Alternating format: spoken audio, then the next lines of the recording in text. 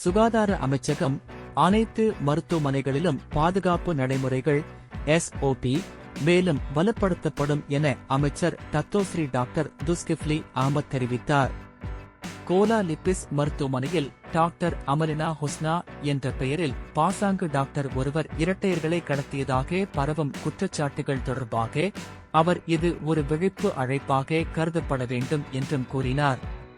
Pahang மாநில சுகாதாரத்துறை வெளியிட்ட தகவலின்படி அந்த மருத்துவமனையில் 9 மாதங்கள் குழந்தைகள் சிகிச்சை பெற்றதற்கான பதிவு எதுவும் இல்லை. குறித்த அம்மா கடந்த ஜூலை 2024 இல்தான் கடைசி முறையாக மருத்துவமனைக்கு வந்துள்ளார். மேலும் அந்த டாக்டர் பெயரில் வேலை செய்த எந்த பதிவும் இல்லை எனவும் உறுதிப்படுத்தப்பட்டுள்ளது. இதற்குடன் புத்ராஜயா சிஹாட் சஜதேரா PSS திட்டம் நாடு முழுவதும் உள்ள அரசு ஊழியர்களிடையே விரிவாக்க திட்டத்திலும் அமைச்சர் தகவல் அளித்தார்.